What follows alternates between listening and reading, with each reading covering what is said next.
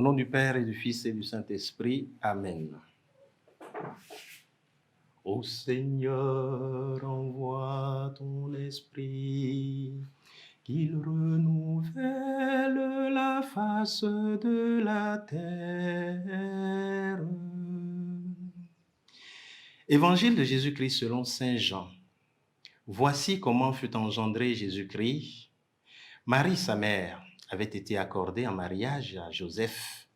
Avant qu'ils aient habité ensemble, elle fut enceinte par l'action de l'Esprit Saint. Joseph, son époux, qui était un homme juste, et ne voulait pas la dénoncer publiquement, décida de la renvoyer en secret.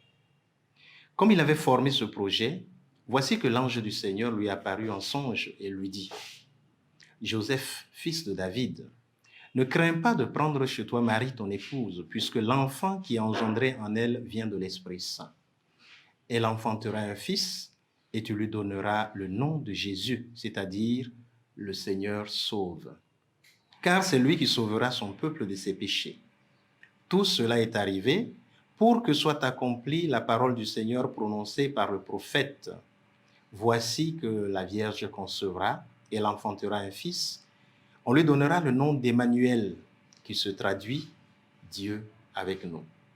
Quand Joseph se réveilla, il fit ce que l'ange du Seigneur lui avait prescrit. Il prit chez lui son épouse. Acclamons la parole de Dieu. Louange à toi, Seigneur Jésus.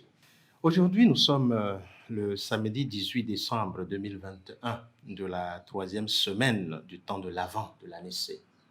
Et en ce jour, le texte de l'Évangile nous montre comment s'est passée la naissance de Jésus, la conception de Jésus. Et cette fois-ci, cela se passe normalement chez Luc, c'est à Marie que l'ange s'adresse. Ici, c'est à Joseph, dans l'évangile de Matthieu, que l'ange s'adresse dans un songe. Le Seigneur s'adresse à Joseph. On pourrait parler d'annonce à Joseph.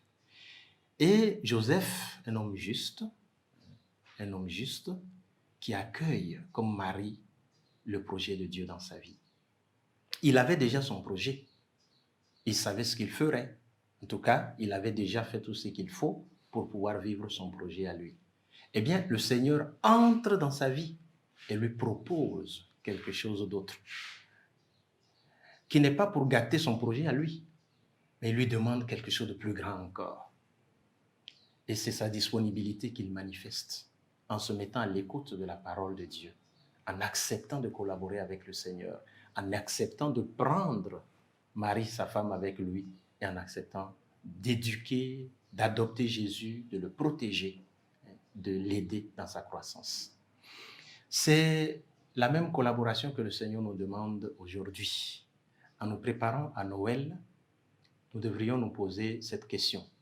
Quelle est la collaboration que le Seigneur me demande?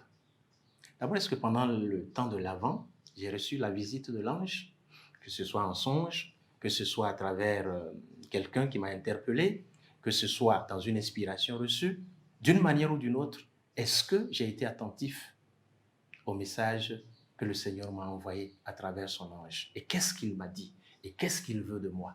Quel est le type de collaboration qu'il attend de moi pour que son règne puisse avancer?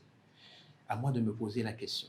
Peut-être qu'il y a des choses que je sais très bien que je devrais faire ou que je pourrais faire, m'engager davantage, être plus disponible.